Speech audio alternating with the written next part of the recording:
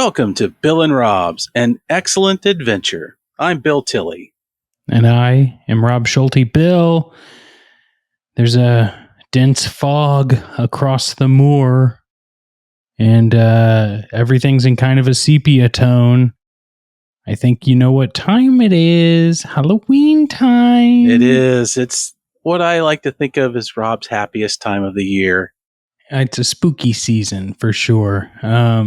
And we're extending the you know how like Christmas starts in like July now at Target and whatnot. Yeah, can't stand it.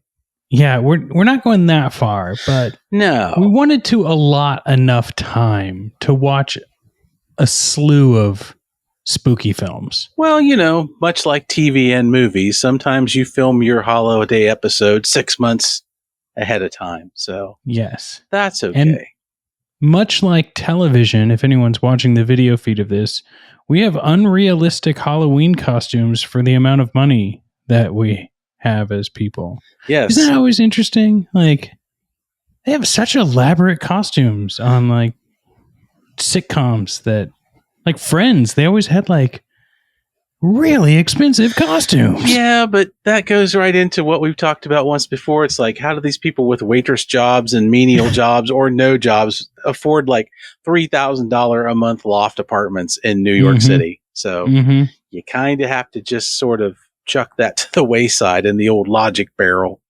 Never. I will never chuck anything to the logic barrel. Now, I'll ask you this question, Rob, based on my experience last year with kind of throwing myself into Halloween again and doing the costume bit. Now, that was a good costume. I was pretty proud of that one. We got a lot of rave reviews as me as Gleek the Space Monkey. But, you know, like that, you think, well, I'm going to make my own costume and I'll make it. It won't be that bad. And have you ever done that and then realized you've spent probably as much or more as if you had bought an actual costume from big costume supplier? Absolutely. Because, I mean, like, when you look at, like, let's say rubber mask type costumes, they are, what, $30, maybe $100 if you're getting something, like, super intricate, $200 if you're getting something, like, specialized, which then it doesn't even matter. But I would say your average Spirit Halloween or fancy Halloween store, you're not spending much more than $50 on a mask that, like, oh, this looks like a real zombie to an extent. Not like something with a rubber band on the back of it. Right. You know? Yeah. I had one Halloween where my friend and I found a tutorial to make Venom and Carnage masks on YouTube, and it was done via paper mache, papier mache. And I gotta say, they turned out pretty darn good. But after buying a bunch of glue and putting a lot of effort into this, and then, buying paint and then stenciling it out and then doing it over again and then doing it over again, just the mask got you pretty close to, like, if I were to just buy a decent rubber Venom mask, right? And then let's not forget, what else am I going to wear? Right. And then it was like, oh, I got to go get like a matching sweatsuit that I can like paint on. Right. You got to draw all the lines with Sharpie so that you got something happening. Yeah, I found that was interesting as we, wife and I approached it of, well, you know, buy the yellow shirt that Gleek wears, but if you just pin your emblem on, you can wear that shirt. Like it was all like trying to recycle it into your everyday life to justify the cost of buying a new shirt and a new pair of shorts. It was very odd, but it's not like when one of my favorite costume memories, it's not mine, is in college we had a costume party, a Halloween party, and everybody dressed up, and one of my roommates forgot somehow that this was happening. And so he came home, and of course everybody's having a good time and they're partying up. He's like, I need a costume. And all they could come up with was he goes away for 20 minutes and comes back, and he's got a ratty plaid shirt that he's unbuttoned and a pair of jeans, and he's green, and he's like, I'm the Hulk.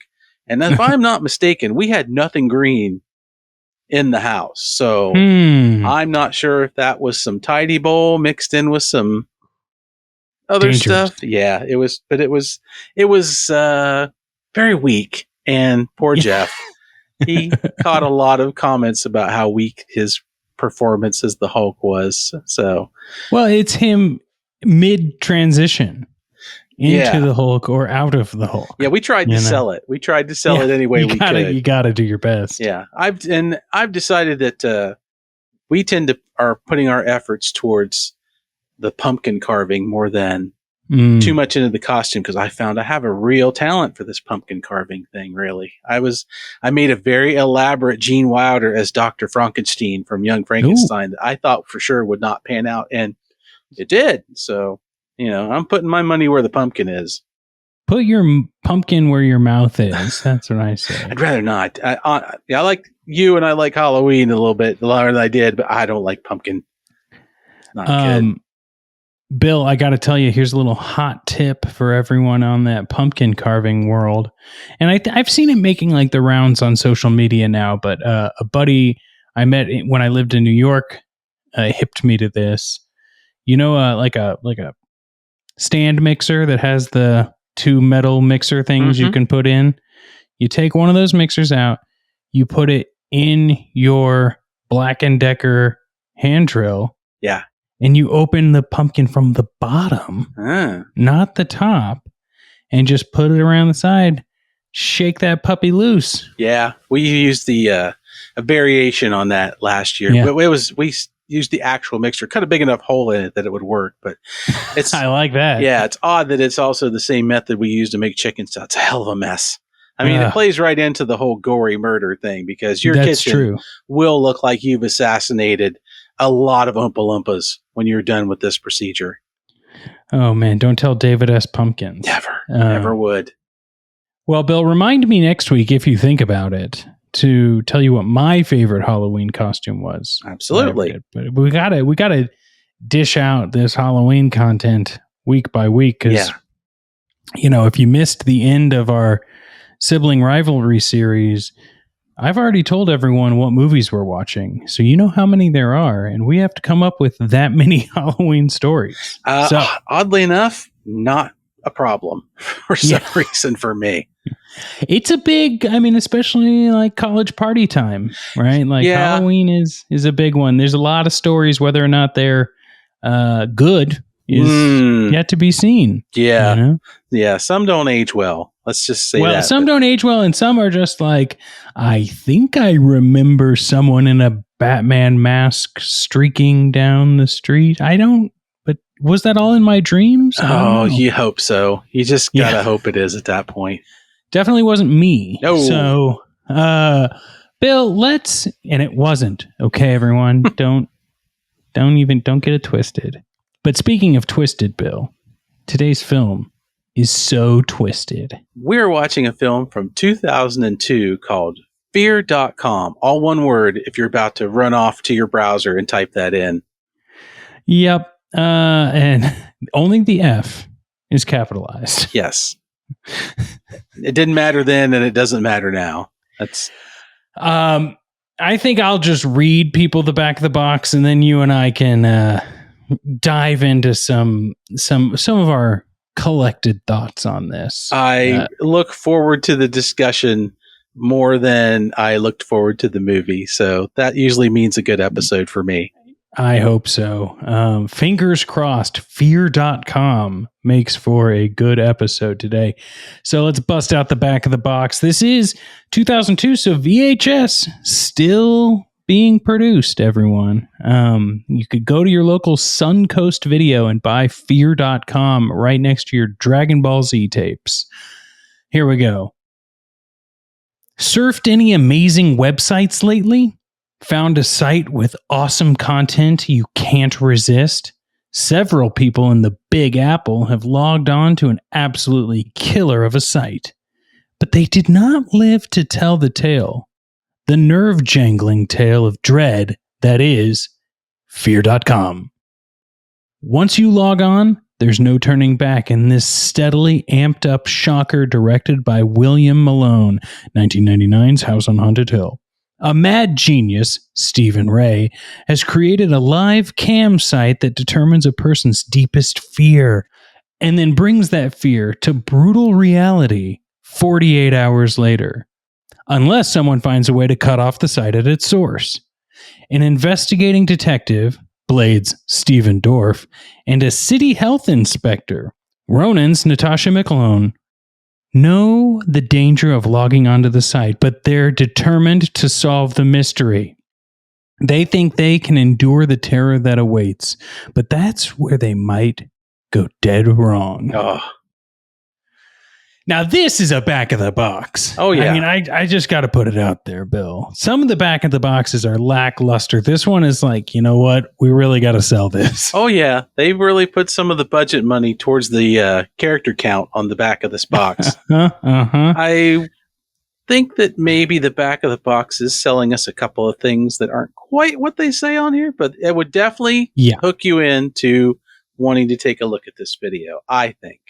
If FearDotCom didn't sell it for you, the back of the box might push you over the edge if you're teetering. Yeah, I mean, at least they didn't title the movie www.fear.com. We're clearly into the era where we no longer had to tell people we don't need those 3 W's anymore. Yes, very true. It reminds me of an AM conservative radio guy who used to always say dub dot yada yada yada. Because he desperately thought we needed to know the www and had to abbreviate it to dub. Bill, I gotta say, and I am sure this will be elaborated on some of our classic segments coming up, but this is obviously a movie that was sold to an executive with just a title, right? Or maybe the executive was like doing a bunch of drugs or drinking, partying, and being like, fucking fear.com, man, the kids will eat it up. It does sound like some kind of weird rejected Alice Cooper album name or, something like that. It's definitely a perfect title for the time because internet is big and internet knowledge was just creeping up. So the idea of a killer website, I mean, it feels very MTV to me. Well, and you know what's interesting? The Ring also came out in 2002. And it's, from my memory, a much more well put together film. It seems to be when you do any research on this movie, that comparison is like the first thing that comes up. Now, I've not seen The Ring. I know of The Ring, so I know the gist of it. And for sure, there's some similarities between these two movies in that concept, but I have a feeling The Ring pulled it off a lot better. Well, and, I looked it up, and The Ring came out in October of 2002, and this came out in August of 2002. So it could be that Fear.com was a bit rushed. Yeah, it has a feeling of people who are, I don't know, maybe writing some lines in the honey wagon that they're about to hand out through the slot before, I need somewhere quiet to think. And they just run in there and like write 2 scenes and shove them under the door and hand them to the actors. It's not, I don't think it's a very well thought out movie at all. Yeah. That might be a good transition into some of our classic segments, Bill. I'd like to start our first one, which is I've just titled these spookily or themed to the movie. We normally talk fun facts. Well, fun facts in this episode is going to be called Information Superhighway. Love it. Bill, I'll go first. So, in pre-production, the website was called Fear.com. Fear.com.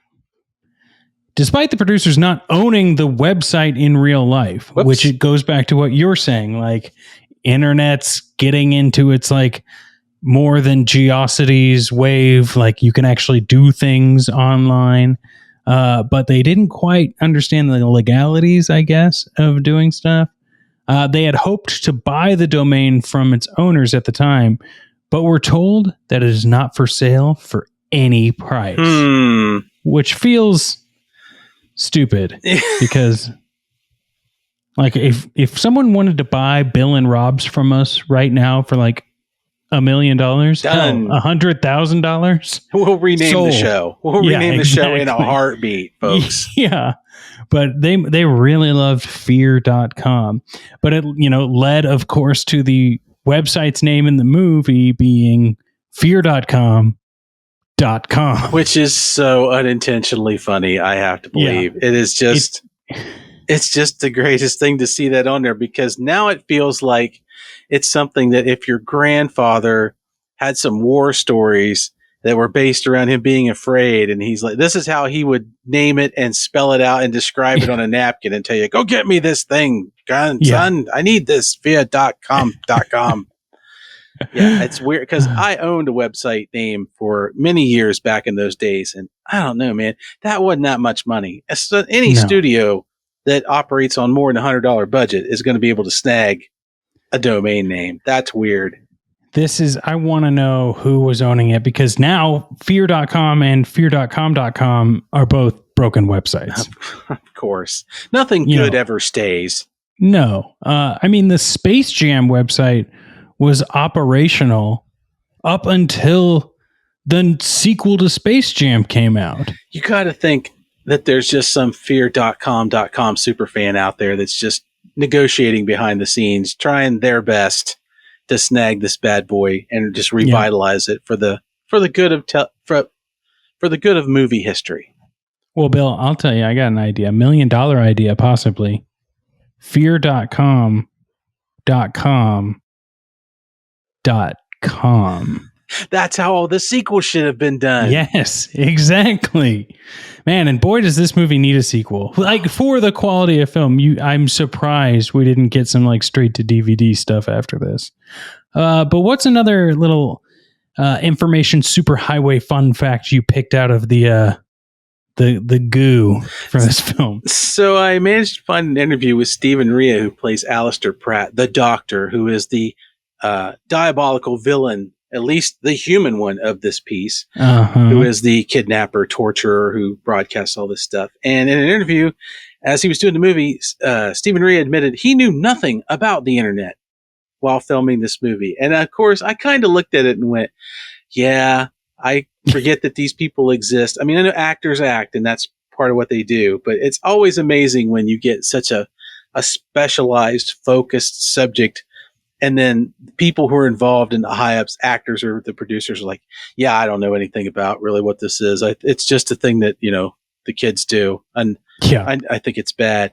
And so he played his role of this doctor as more of an artist trying to make film rather than somebody who's trying to get famous on the web.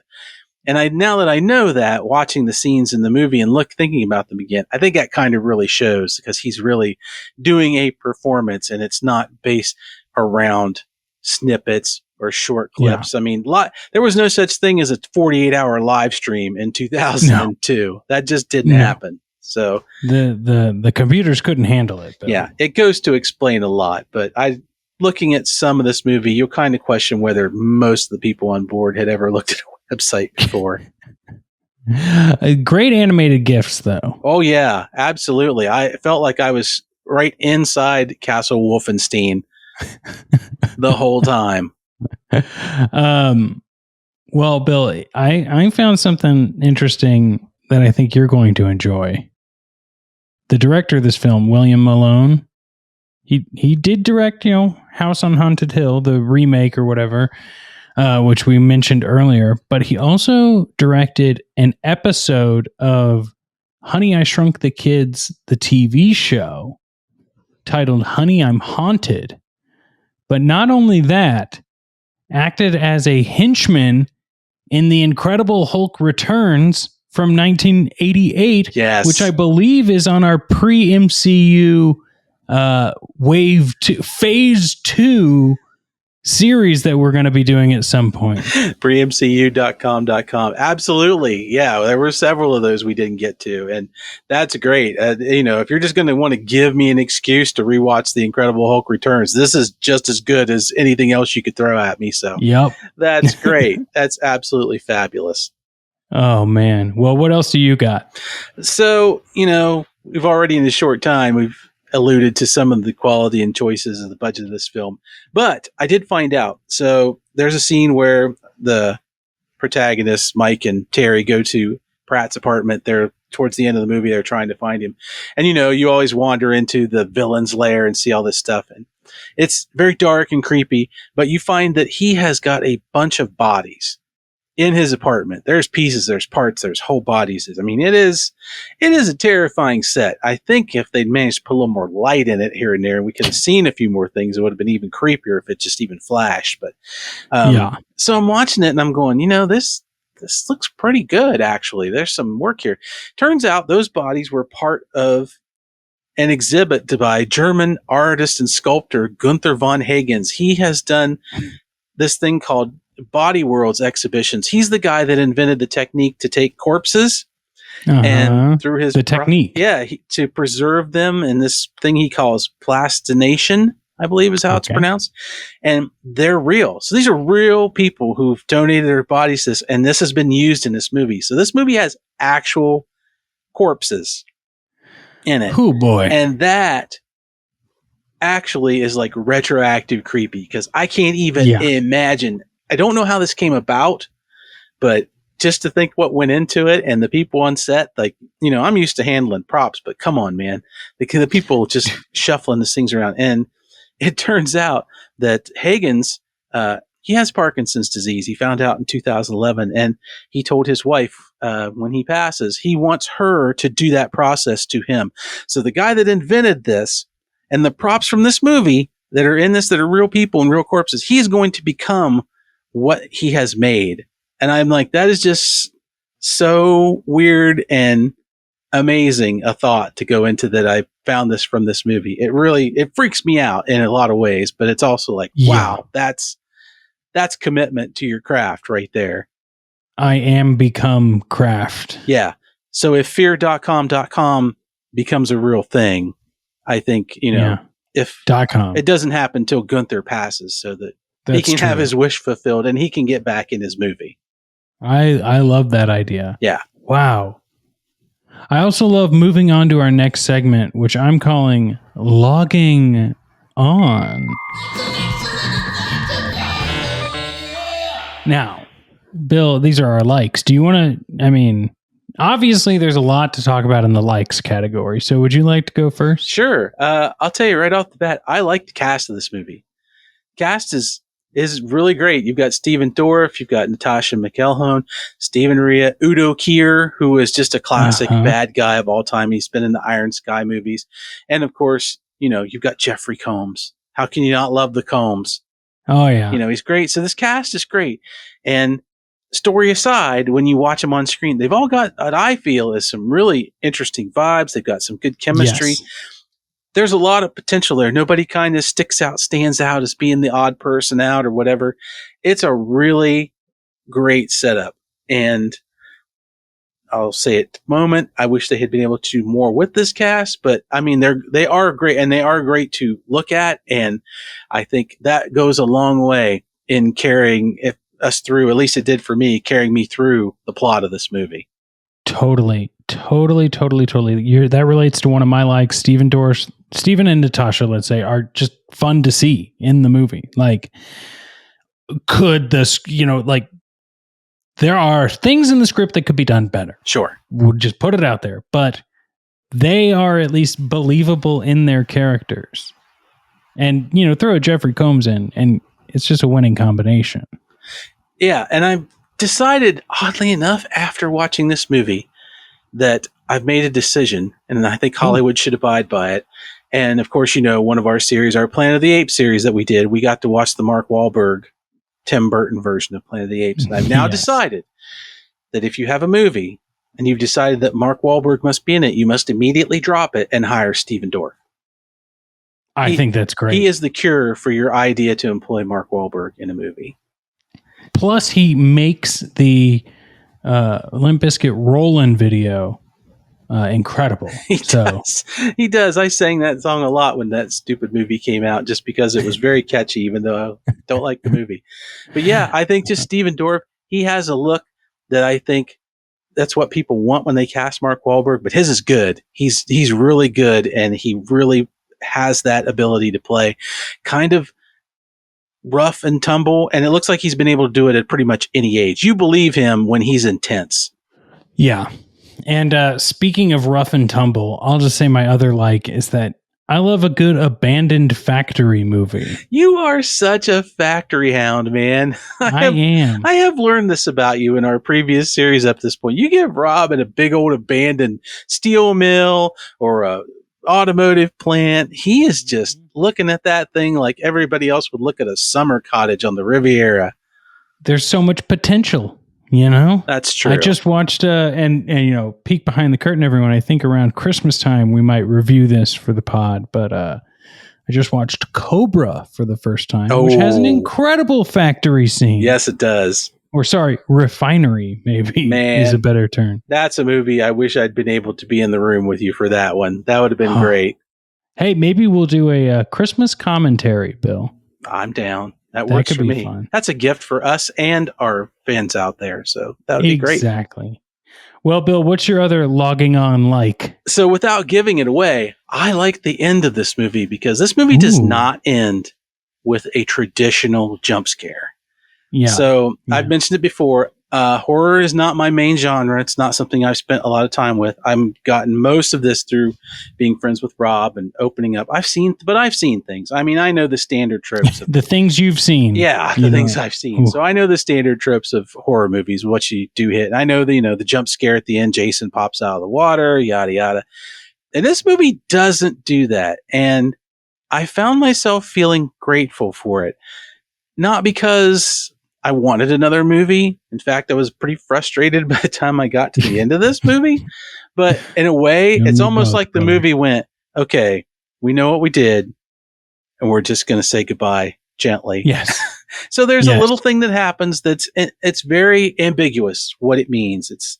And then the movie's over, and I'm like, that feels right because they'd wanted to do another end of credits, no weird cliffhangers. No, if they'd wanted to do something different, they surely could have, or they could have stayed where it's at. So thank you, movie, for not punching me in the eyeballs with the threat of another FearDotCom, because you weren't ready for it, and you're only ready for it now when Rob and I are involved. That's so true, Bill. I gotta say, I totally agree. Like it lets you know that they knew what they had by the end of this movie, and they're like, you know what? Let's close the book on. Let's turn off the modem. Shut down the browser. Close the tabs. Close the hot box. We're done. Yeah, we are done. But we're not done with this episode because now we got to transition into logging off our dislikes, Bill. I'll go first. We've alluded to this. This is a movie made via title first, probably. And I want to start with is it just me, or did this feel like it was like 3 different movies that ended up getting sewn together? It's not just you.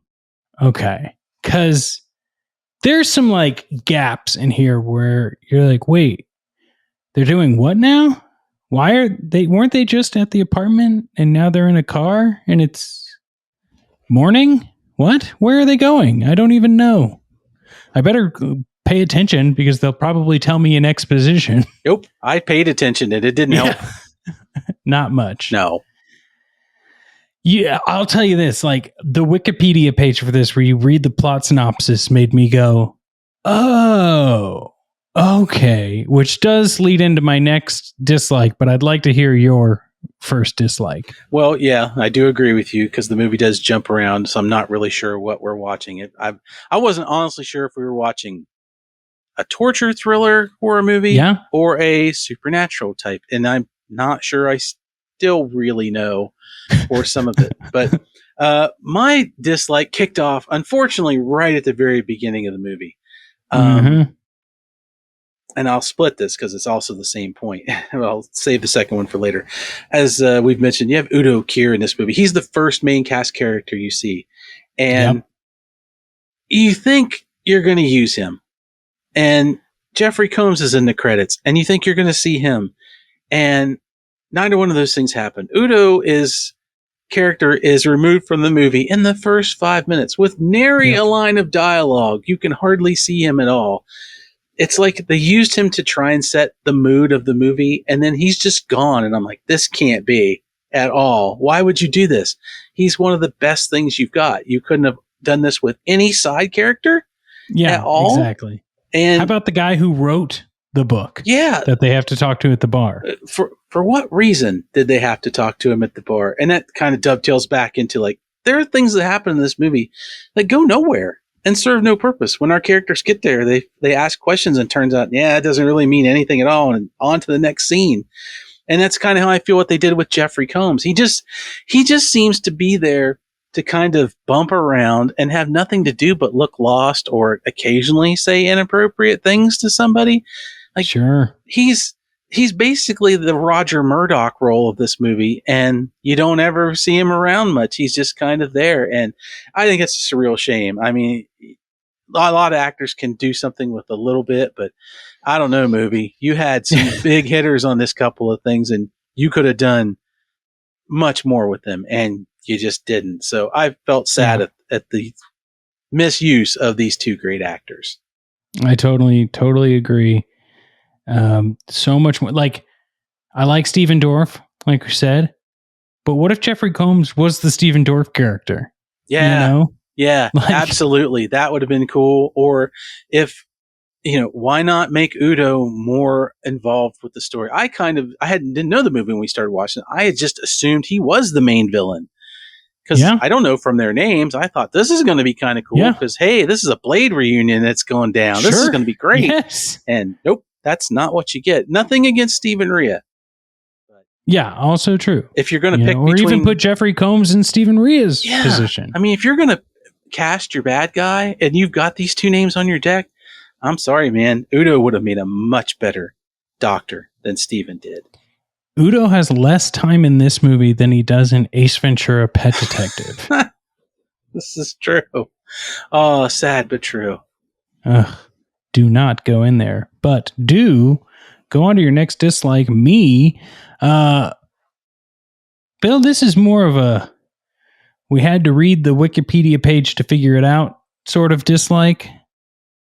So FearDotCom and Ria's as the doctor's YouTube page are two different things. Right. Right? Right. Yeah, you're right. They are. And they don't really let you know that though until like the very end. No, they don't. And it's not a reveal either.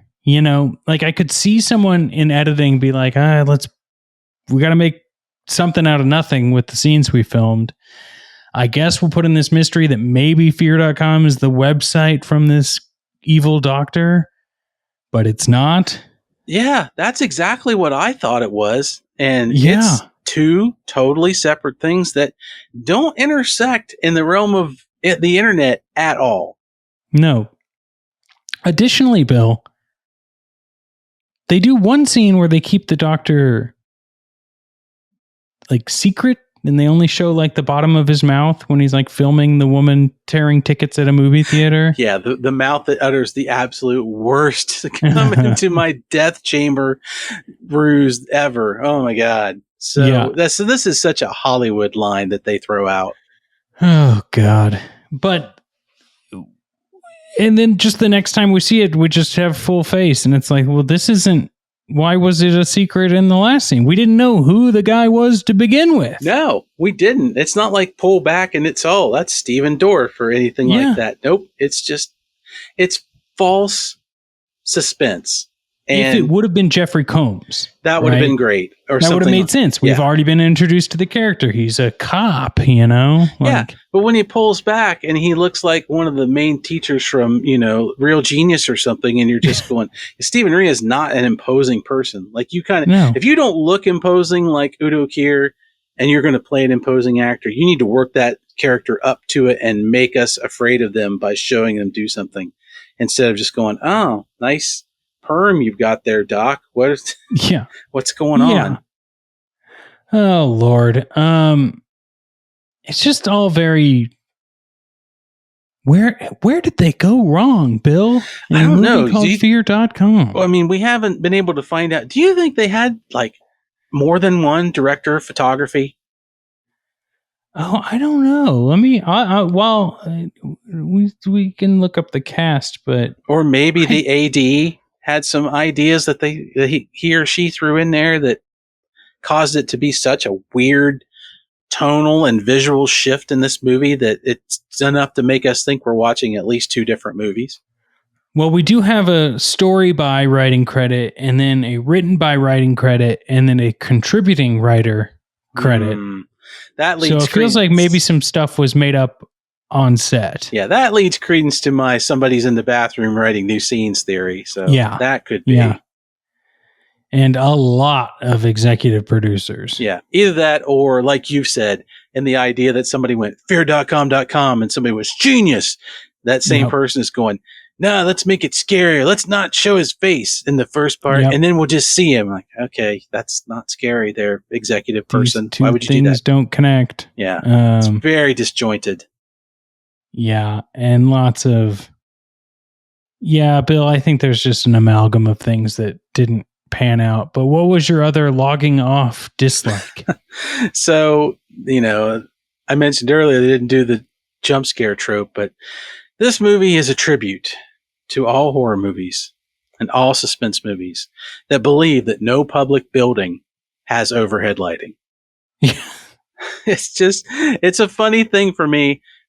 We complained during The Relic when we watched it how it was so dark. Of course, it was shot intentionally dark, but this movie, everywhere you go, every building, the police station, the hospital, everywhere, there's not an overhead light turn on. And it's so freaking hard to see anything that's going on. Like, you and I have worked in an office, say, we work in our houses, in our home offices.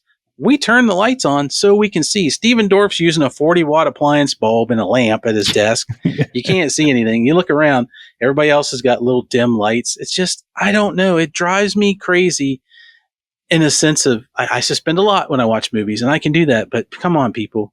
Public buildings have overhead lighting. And they're not abandoned because there's people working in them. So it's not scary, abandoned psychiatry place like our asylum that we got to see. Yeah. Jan Michael Vincent slowly walk away from in our last review. So yeah, I don't know. It's just, it bugs me. It really bugs me. Yeah. On that same token, Bill, there's like the scene where they go look at the boss, the cigarette smoking man, Terry's boss, right? And they go to his widow's apartment in New York City, or like penthouse or whatever this like rich guy lived. And it's a big New York apartment. But there's like nothing on the walls. It looks run down. It feels like they're squatting. And it's like, but this is like the big, powerful businessman's place. What is going on here? He can afford a few 60-watt bulbs. It can happen. Yes. He can have some, not just like a lamp on a tiny table in the corner and like two chairs in a room. No, it's so weird. The character of Denise, his Steven Dorff's computer friend who does some of the checking on, she has like easily a friend's ×3 loft apartment space. Yes. Not a light turned on in the place at any time. Just the light from the computer screen to keep her company. It's just all weird. Of these people have 3 pieces of furniture. Yeah. And it really goes to show, at least for me, like, I like the normality of a thing like that, because when they walk outside, it is daytime and there's light and it looks normal. So that way, when you have the dark, dimly lit scenes, there's where the creep factor for me comes in. If Denise had been in her apartment and suddenly all the lights start blowing out, because she's turned them all on because she's afraid, that to me would have been a lot better scene, because that's a lot creepier. And it's probably what most of us do. We, if we're a little bit scared, I'll admit it. You hear a bump in the night, you don't know what's going on. First thing I do is flip the light on. Yeah, of course. Is that it's the reason we got motion sensor lights out? Motion sensing lights outside of my house. Yeah, that's what I'm trying to say. I'm going to guess once again, big executive went, make it creepier, make it darker, and that's what we got. Chomping that cigar. I just got a copy of The Relic the other day. More like The Relic. Make it more like the relic. Only not as wet. Yeah. Well, Bill, I think it's time to move on to our music moments segment that I have titled Worldwide Dread. Oh, that makes me so happy. I love a good pun. Rob knows this. Yes, I know you do. I know you do. And I want to hear what your first amusing moment is. It's a little somber. So the character Denise, she gets infected by the FearDotCom, whatever it is that makes them go wacky. And in a unfortunately very telegraphed scene, she jumps out the window of her apartment and she lands on Mike's unmarked police car right as he and Terry have driven up. It's the classic boom right into the roof thing. They've gotten out of the car. They're walking towards her door. Boom. She hits the roof. Mike spins around, but doesn't run to Denise to see if there's even any chance that she's still alive. He just kind of stands there with that my deductible look on his face. Yes. Like, dude, you could run over there. This is your friend. Yeah.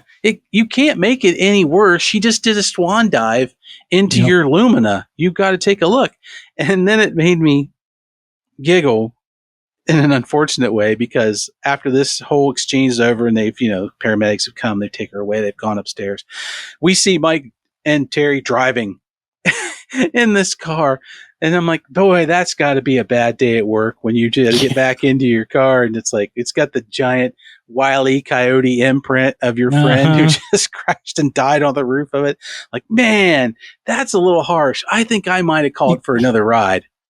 Yeah, I might say, you know what? I need a new squad car. Yeah. Sorry, boss. We're going to have to put this in a big bag that says evidence on it and take this back to the precinct. And for God's sakes, don't turn the lights on when you do it. God.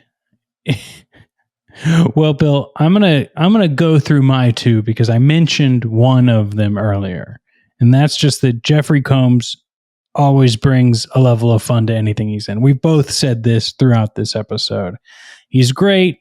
He's eating jelly donuts the whole time. He knows what movie they're making, so he acts in line with what movie they're making. Yeah. And it's great and it's hilarious. And a lot of people may not know this, but a lot of people probably do know that Jeffrey Combs is a incredible character actor. Lots of Star Trek work, lots of just like. I'll just say low budget films that he's the star of. Oh, yes. Castle Freak, an amazing film. Yep. We have Dr. Mordred on our list that's going to fit into some future category of ours. And I just got to glance up the other day as I was rewatching for the first time in a long time, The Man with Two Brains, and looking there and behold, there's Jeffrey Combs staring me right back in the face as Reanimator, right? Reanimator, of course. Chiller, it needs to happen. We might just have to have a whole Catacombs. There you go. Segment. I like it. Yeah. And then the other thing I like, Bill, is just that like this is in line with me enjoying a good refinery and factory.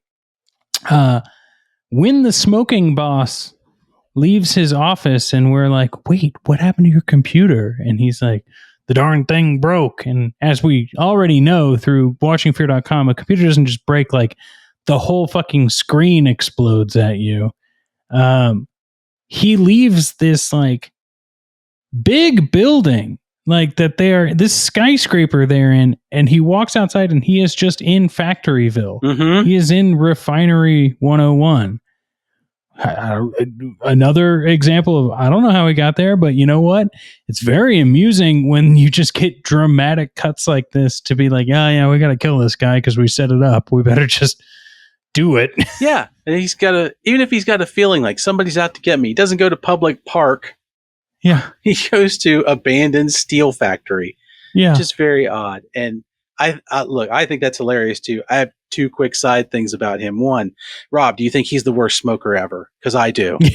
Yes. Not only, I don't think he's ever actually smoked a cigarette. no, it looks like he's just maybe lit some and crushed out about 4,000 of them because he has piles of ashtrays and every spot that's got a crack in it, cigarette. And he tries to light the same cigarette like 8 times in that sequence for some reason. It's pretty funny, but also, well, let's just call it like it is, everybody. If you've lived to a certain age, I think you know. If somebody looks at you and you say to them, hey, what happened to your computer? And they say, the darn thing broke. What do you think that would be code for, Rob? I was looking up some websites without a VPN. Yeah. And was taken advantage of. I clicked some links that I should not have clicked because I thought I may already be a winner. Yeah. It wasn't easy to close a web tab on a Windows Millennium machine as easy as it is on your phone. So yeah, all I'm thinking of the whole time is everybody's just should be looking at the camera going, porn. Who's watching porn? Yeah, come on, man. He was doing old things. I would have written a line at gray-haired smoking men do. Yeah, I would have written a line at some point where somebody looks up and goes, huh, wasn't porn. Just tip your hat to that thought. That is one thing this movie was missing, was the slight comedy. Like, just Jeffrey Combs can't handle the bare bones of bringing any sort of comedy element to this. Yeah, you can see he's trying, but there's just nothing for him to play with.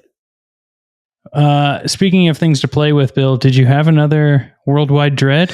Yeah, there was a part of me that wanted to just say the script, and I'll just say that now that we've made it to the end, but that's far too easy.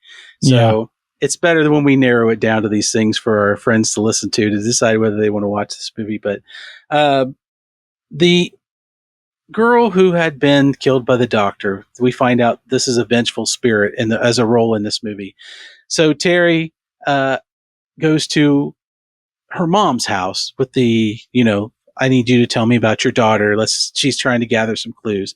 And the mom tells Terry that Jeannie, the girl, was a hemophiliac since she was a little child, and how she could bleed to death just from a scratch. And she was always worried and always careful and always afraid of things and just tried not to, want to avoid that because she knew how dangerous it was. And then in the next sentence, the mother tells Terry how, oh, that's the abandoned steel factory. Jeannie used to go down there and play all the time. And I thought, what the fuck are you doing, movie? What are you doing? What are you doing?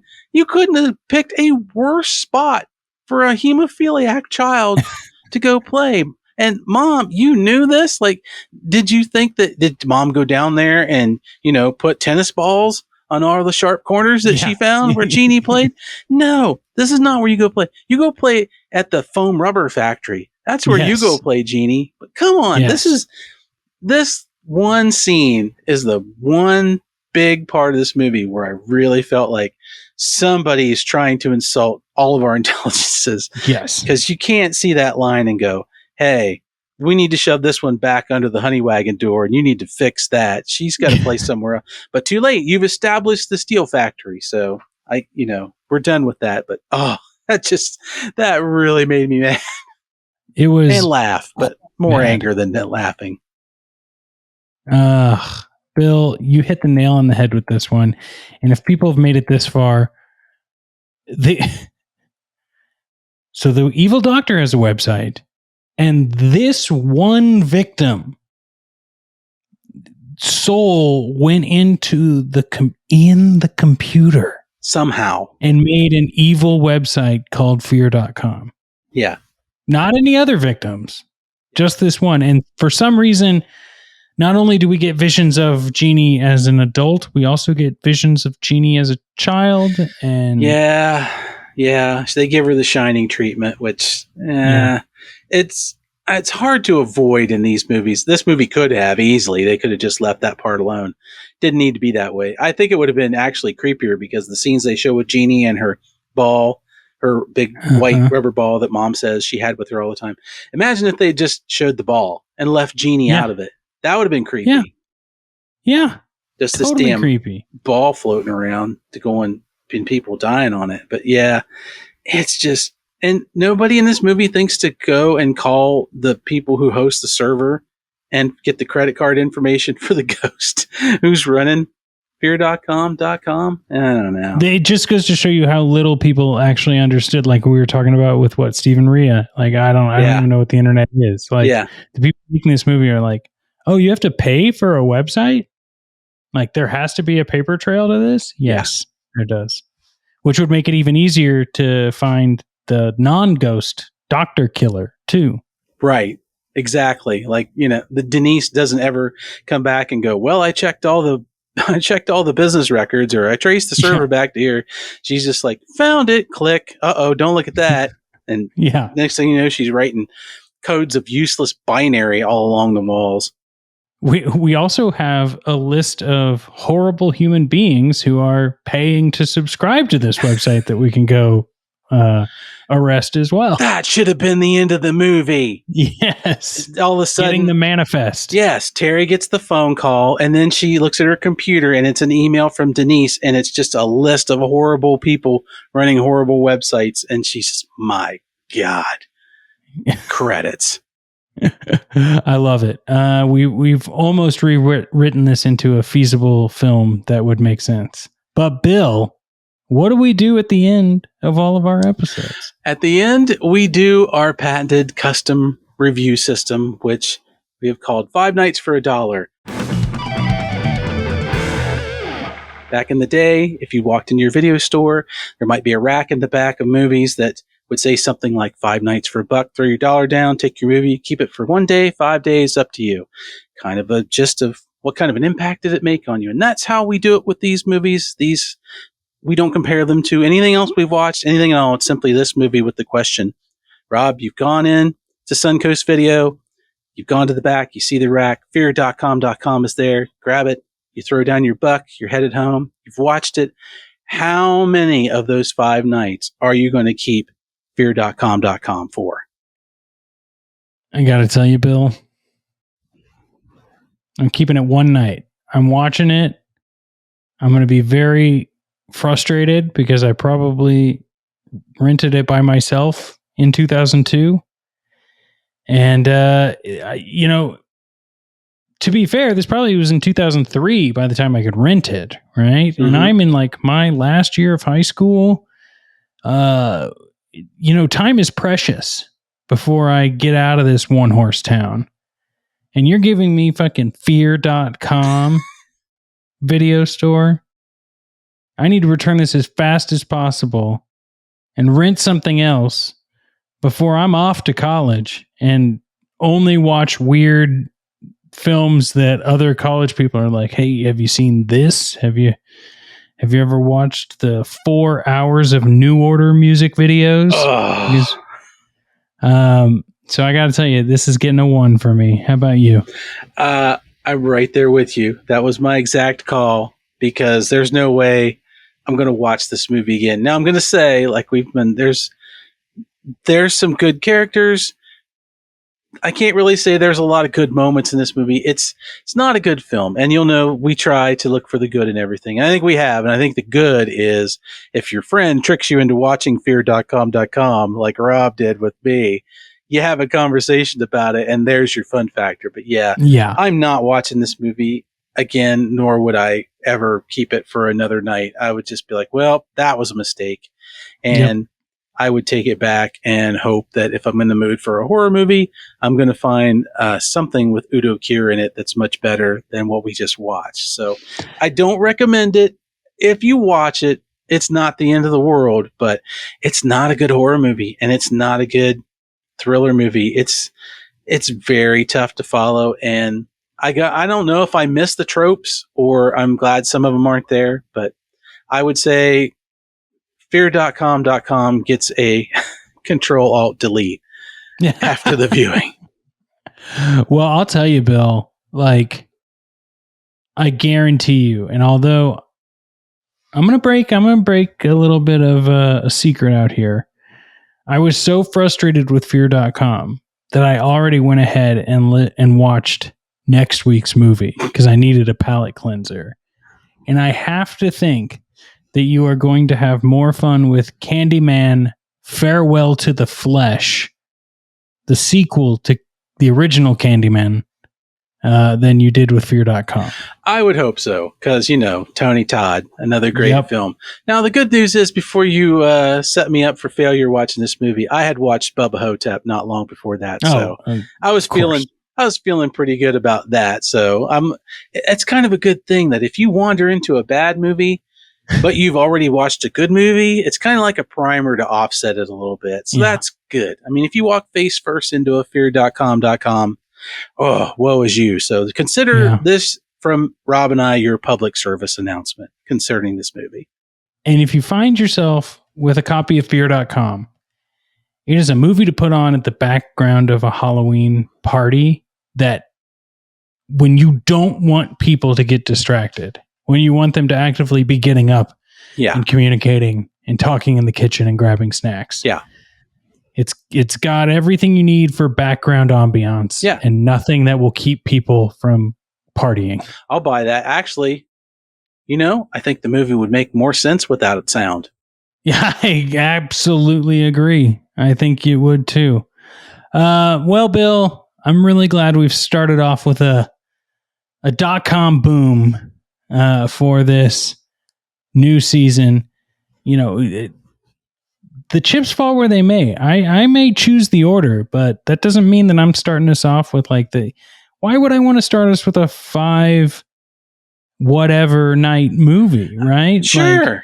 Here's the thing. Also, all of the films for Roboween are strategically chosen because I have not seen all of them or all the way through, or it's been many, many years. So it's very important that we discover these together, Bill. It is. I have no problem with any of that, especially because we're doing this within the context of our show. We are on this journey together.